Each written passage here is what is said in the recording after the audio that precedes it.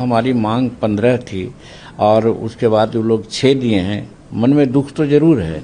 हम एनडीए के जो निर्णय हुआ है उसके खिलाफत नहीं है, संतुष्ट हैं और जो मिला है उसी को लेकर के हम आगे बढ़ेंगे, काम करेंगे। सीट शेयरिंग के नाम पर किसी प्रकार का कोई हमको ये नहीं है। हम हर तरह से साथ हैं। निर्णय को हम सर्वधार्य किया है। अभी कहा है आपके पार्टनर से कि हम जिस जाति से आते हैं वो हर वक्त कुछ भी कठिनाई होती है, कुछ भी कमी होती है, उसमें वो जीना सीखा है। और हमारे साथ इसका उदाहरण भी है। एक जातीय संस्कार है और दूसरा लोकसभा का चुनाव भी सामने है कि जहां 2 लोकसभा का सीट कहा गया था और फिर कहा गया था कि एक राज्यसभा का सीट देंगे, लेकिन मिला 1 लोकसभा का सीट।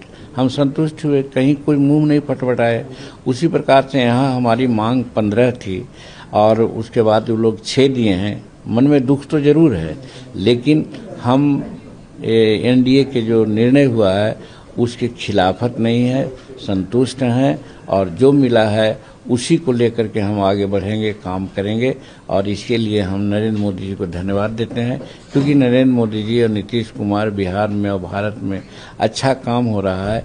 तो कामों को देखते हुए और किसी प्रकार का व्यवधान नहीं हो हमारी तरफ से, ये हमारी सबसे बड़ी प्राथमिकता है।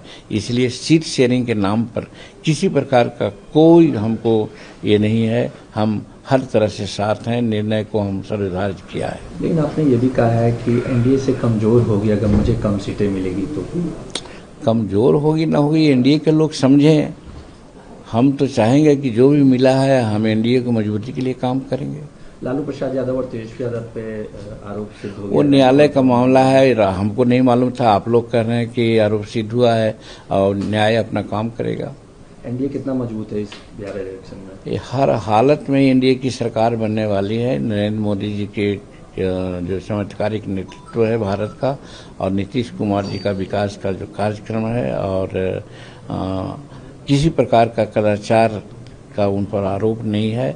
वैसी परिस्थिति में बिहार की जनता और बिहार की जनता के लिए काफ़ी काम भी हुए हैं, चाहे ओल्ड एज पेंशन बढ़ाने की बात हो या और स्कीम विभाग का विकास की बात हो, सब किया गया है। तो इसलिए बिहार की जनता हर हालत में जो पिछली स्थिति थी एनडीए की, उससे मजबूत स्थिति में 2025 के चुनाव में हम लोग उभर कर आवेंगे।